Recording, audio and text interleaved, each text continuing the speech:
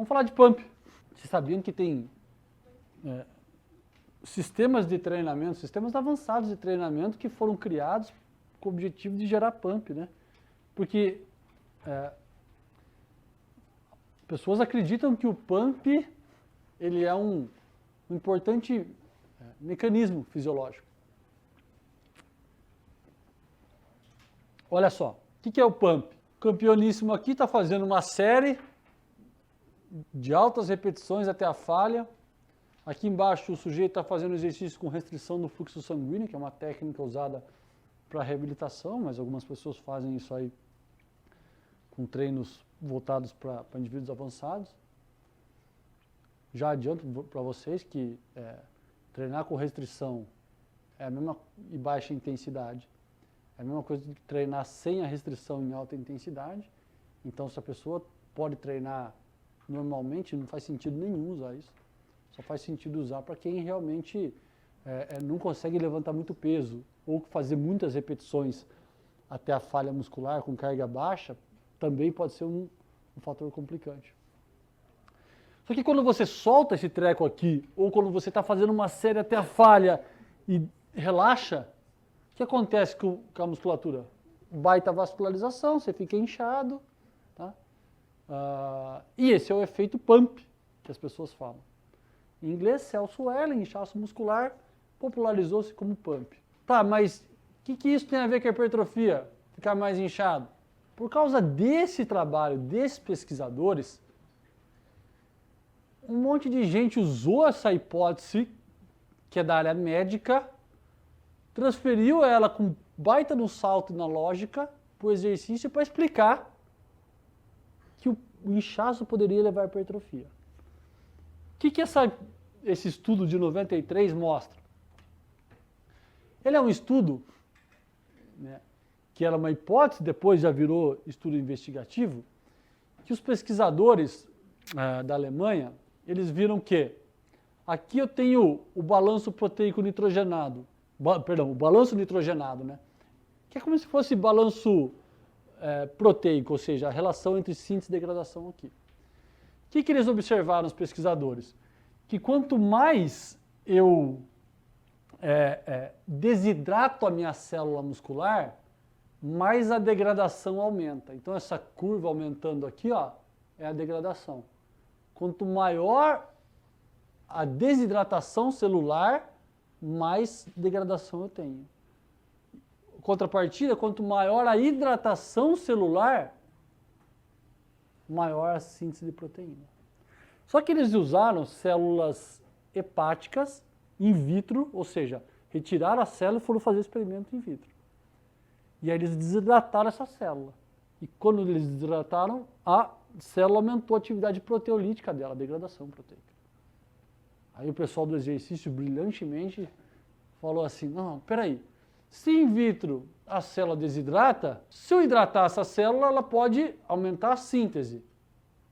Quando eu estou treinando, eu estou inchando a minha célula. É como se eu estivesse hidratando ela também. Então isso pode ativar vias de síntese graças a isso. Então foi aí que começou. Da degradação em células hepáticas in vitro para a síntese e do inchaço celular decorrente do exercício na sala de musculação. Ou seja, é um negócio hard. E teve gente, né, que publicou estudos com isso. Esse é um estudo do pessoal, o Lonick, né, que é o primeiro autor desse estudo, estuda bastante essa história de restrição do fluxo sanguíneo e ele coloca lá como uma das hipóteses por que esse método de restrição leva a ganhos igual a um treino de alta intensidade. Ele coloca como uma possível hipótese essa história do inchaço celular. Então ele conta a história dos hepatócitos aqui, da relação entre hidratação, síntese e degradação, e ele fala, então você solta aquele manguito de restrição, o fluxo aumenta, você incha a célula e isso ativa sensores de síntese proteica. Seria mais ou menos isso, ó. A pessoa está fazendo exercício com esse treco, aí acaba o exercício, libera o fluxo sanguíneo, efeito pump, mas não precisa ser com esse treco, pode ser qualquer exercício que gere pump. Pausas curtas, tal, lento. Acabou, parou a série, maior irrigação sanguínea na célula exercitada, a mudança de volume celular ativaria vias de síntese proteica, como da mTOR, por exemplo, tá? Por diferença de tamanho. Que isso é verdade, olha só, que quando a célula está inchada, hidratada, a síntese proteica é ativada, isso é verdade. Quando a célula está desidratada, a degradação é aumentada, isso é verdade. De novo, né? Você tem um monte de método, você tem estudos agudos publicados falando que se você aumentar mais o pump com esse sistema de treino, Sarcoplasma Stimulation Training, isso seria melhor do que um treino tradicional simplesmente porque incha mais o músculo ou porque produz mais lactato. Você tem artigo publicado com isso. Estímulo agudo, lembra que eu falei para vocês? Não quer dizer que cronicamente... Aí qual é o suporte teórico? O suporte teórico é isso que eu falei para vocês, um baita numa especulação tremenda. O melhor que surgiu até hoje foi esse estudo aqui, ó. O objetivo nem era olhar para essa história de pump. Eu queria testar um mecanismo ali de restrição. Eu vou explicar ele na lousa que eu acho que fica mais didático. Então a pessoa treinava 4 séries. 30, 15, 15 e 15. Sabe com quantos por cento da carga máxima? Ou seja, o peso era baixíssimo e não ia até a falha. Você imagina que não vai recrutar piroma nenhuma. Só que uma das pernas, a pessoa treinava com manguito. Para quê? Para que a hora que ela soltasse o manguito, o fluxo sanguíneo aumentasse. E essa daqui? Treinava sem o manguito. Só que como é que eles aumentavam o fluxo sanguíneo? Aplicavam um vasodilatador. O que eles viram? Que a perna que treinou com restrição do fluxo sanguíneo, após liberar o manguito, 1 hora depois, aumentou nessa magnitude o fluxo sanguíneo. E a perna que treinou sem o manguito, mas com o vasodilatador, aumentou igual. Ou seja, mudou do basal para o pós-exercício a quantidade de fluxo sanguíneo no músculo exercitado de maneira similar. Mas um liberando o manguito, outro aplicando o vasodilatador. Mas não ia interferir na outra perna, essa aplicação? Aqui, assim, ó. Desculpa, isso foi uma falha minha. Esse estudo é o chamado estudo com design crossover. O que é um design crossover? Você faz um dia uma condição experimental. Ah, tá. Aí no outro dia você faz outra coisa. Ah, entendi agora. Então treinou uma perna. Tá, é porque foi bom.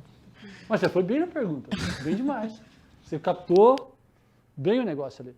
Desculpa, gente, faltou esse detalhe explicar, que a Isadora me alertou. Então, esse tipo de estudo que é feito com as duas pernas, quando você está fazendo, por exemplo, a gente faz muito isso no laboratório, porque o que a gente quer? A gente quer que a mesma genética influencie a resposta desse e desse treino. A gente treina protocolos diferentes em cada perna, para a mesma genética influenciar os dois. Só que nesse caso, a medida aqui em questão é uma medida sistêmica.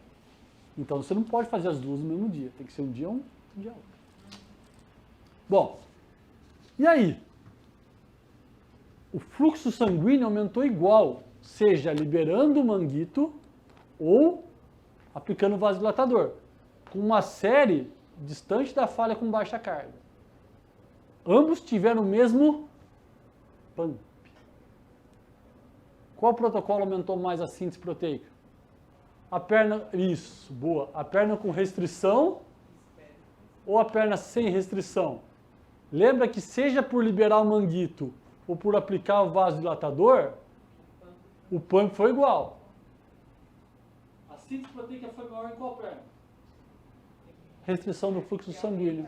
Ou seja, a restrição do fluxo sanguíneo, apesar de ter o mesmo pump que um treino cuja aplicação do vasodilatador aconteceu, ela teve maior síntese proteica.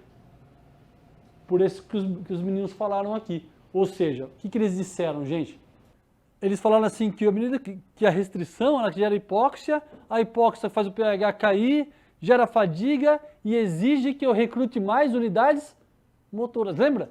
Se eu posso recrutar muitas unidades motoras pela carga ou pela fadiga.